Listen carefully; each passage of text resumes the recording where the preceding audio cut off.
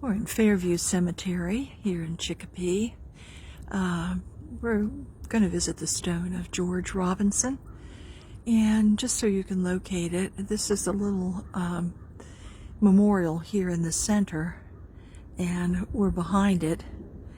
And the road that runs parallel is going to go right by the stone of George Robinson and his family. So let's take a look. It's a large stone. It's kind of a creamy yellowish color, so it's not hard to spot. These are, I guess these would be the headstones.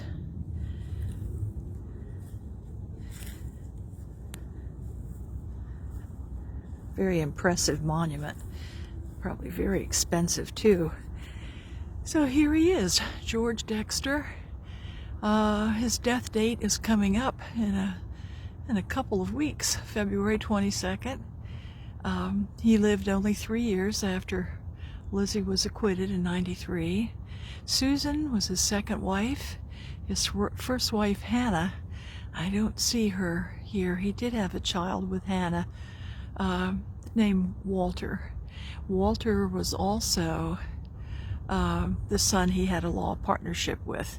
And it was Walter who was with him when George got out of court and had an apoplectic attack.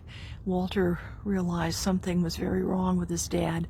They went back to their house at 104 Springfield Street, and this is the house where Robinson died, partially paralyzed by that point. The doctors were called. He was medicated that evening, but didn't pull through. Newspapers, which we'll have a look at later, reported the night before he died that he was gravely ill. And I believe Sarah was George's daughter-in-law.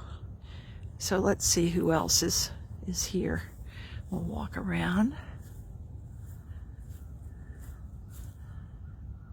Okay, some Wrights. I'm not sure who they are. That'd be something to look up on Ancestry.com later. This side of the monument's totally blank. And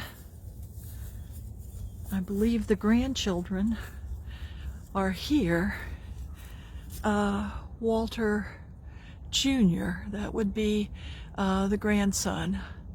Walter's son, George's grandson, and looks like Homans, George D.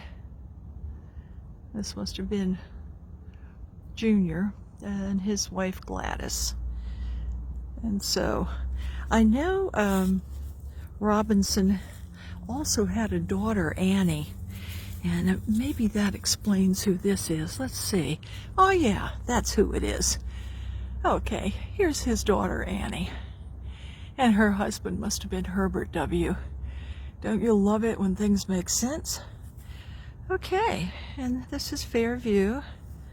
It's a small cemetery. It shouldn't be hard for you to find the stone.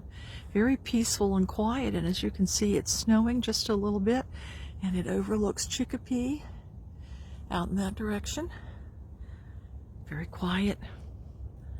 Not a bad place to end up. So let's go have a look at the Robinson house next.